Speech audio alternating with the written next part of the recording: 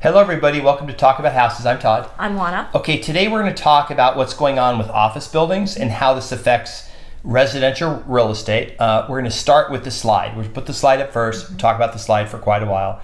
Okay, so this is from Bloomberg. This is the percentage of office space that is in use.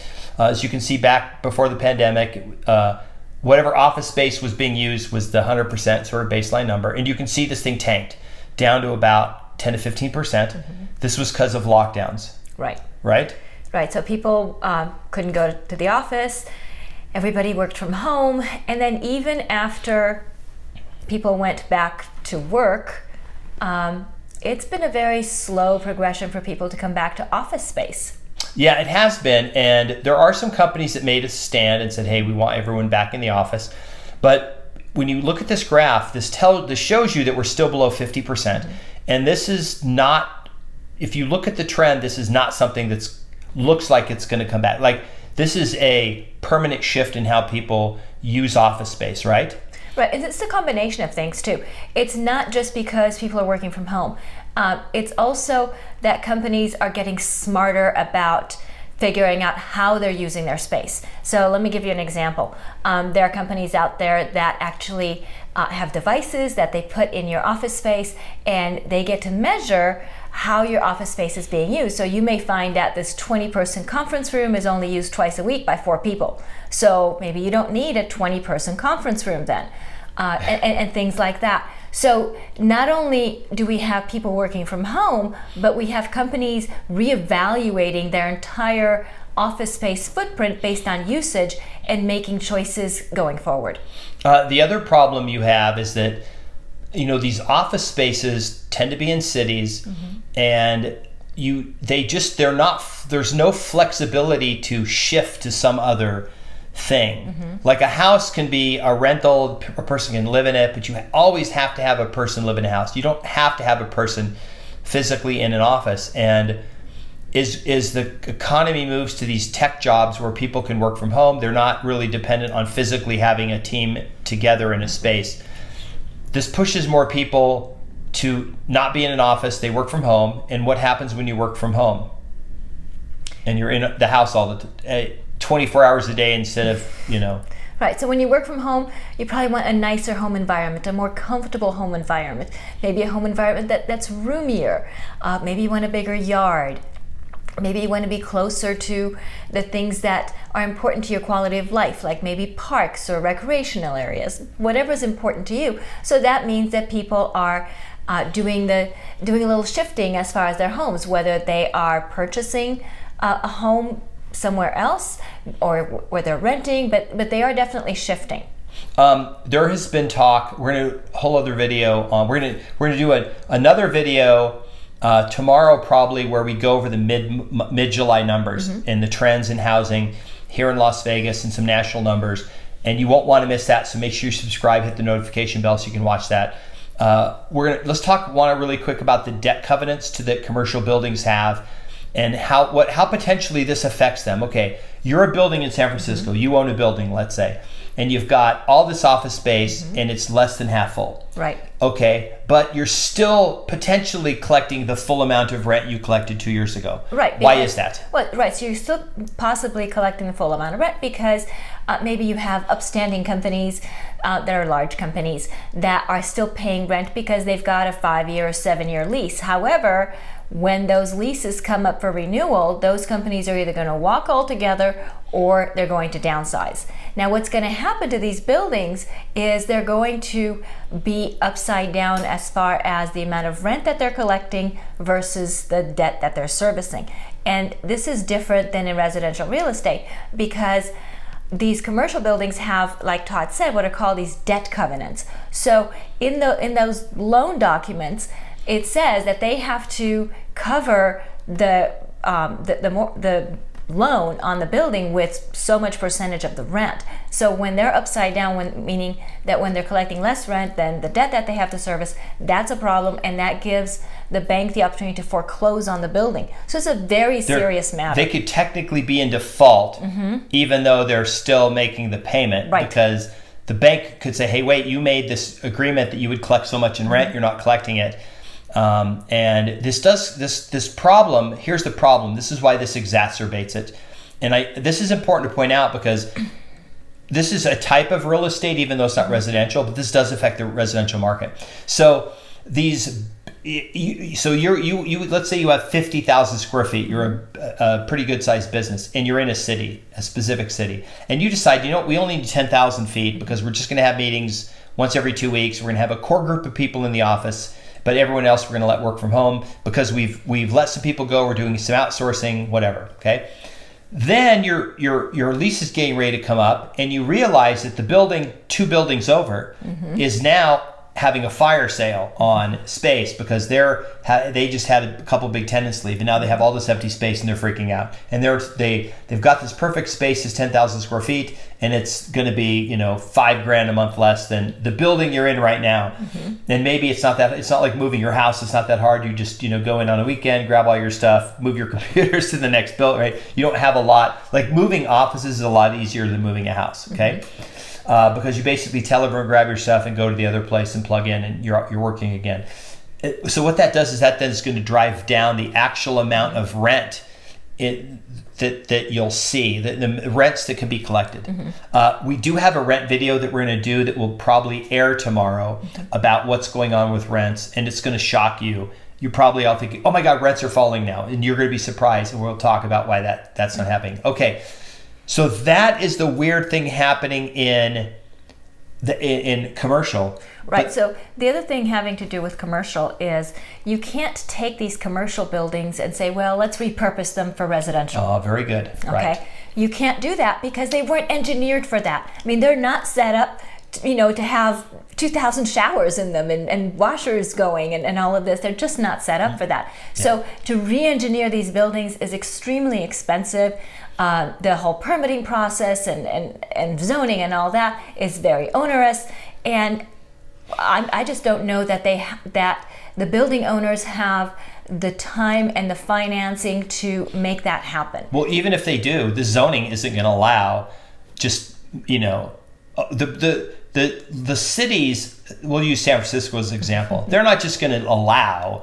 Oh, sure, you can take your 10-story commercial building and just turn it into a residential building, and we'll waive everything for zoning, even though the building's not zoned, it's not designed for it. The end. They're not going to do that. No. And because they honestly don't care about the building owner. They really don't care about the building owner and even if they need more housing, they don't care.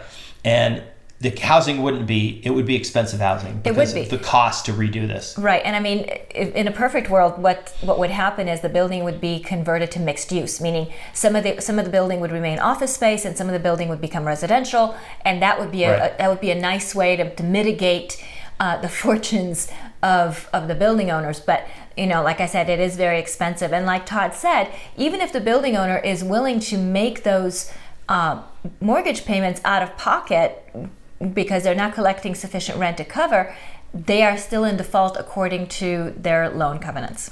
So the whole point and reason why we did this video is because we want to show that the people that flooded out to housing, the bigger house, or they left their apartment in the city and moved to a house, and that's what created the demand.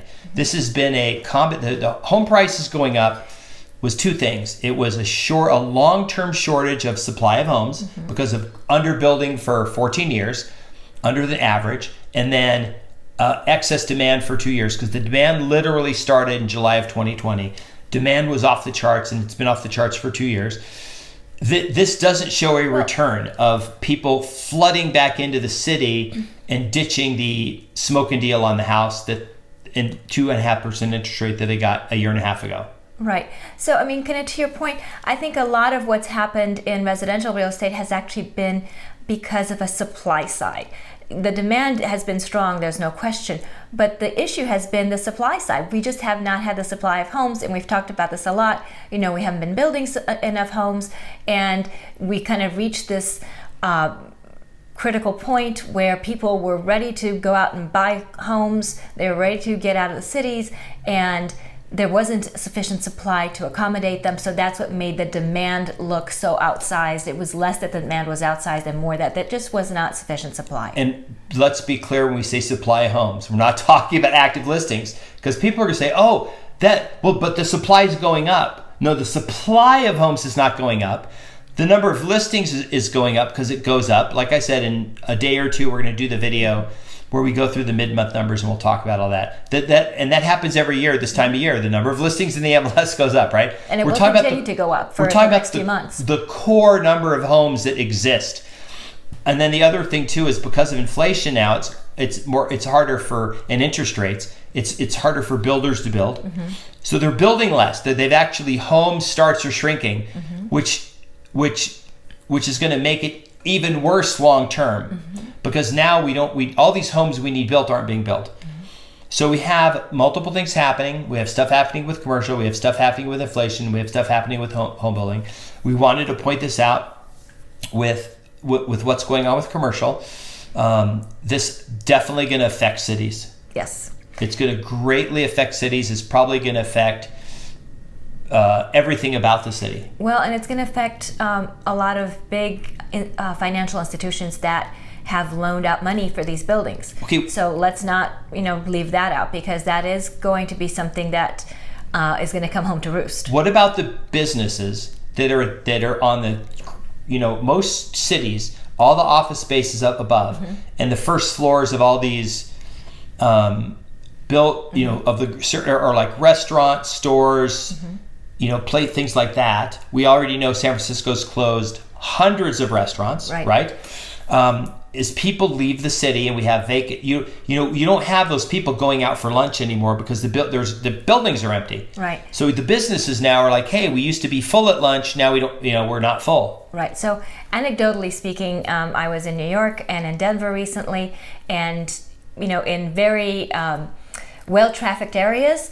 So if you're familiar with Denver, the 16th Street Mall, there are still restaurants, but there are still a lot of closed up storefronts. If you're familiar with New York City, 7th Avenue, 8th Avenue, between Times Square and Central Park, lots of storefronts are closed up. They're boarded up. So, and this is like prime real estate for restaurants and shops and that sort of thing. So we are seeing some of those issues, and I think those issues will persist for some time. And my concern is, like I started out saying, is that this is going to affect banks, and it's going to be interesting to see what lessons the banks learned from the real estate downturn as far as foreclosures. Will they foreclose on these buildings, or will they figure out some sort of a workout situation so that they don't have to take these buildings back? Because if they take these buildings back, that's all fine and dandy, but they're going to have to sell them at a discount, and the next owner is not necessarily going to be in a whole lot better position. Yeah, and if you went to New York City 3 years ago and went to a restaurant on a Saturday at 7 and asked if you could eat, they would say no. We have reservations. We don't have any tables. Like we're not even doing a waiting list. Mm-hmm. Sorry. A lot of these places you can walk into, right, and be like, oh yes, sure, we got a table for you. Yeah, I mean we'll sit you. Yeah, I mean I walked into a restaurant right across from Lincoln Center, and I got seated. So. No reservation or anything, and it happens. It's a good restaurant, so it's very different.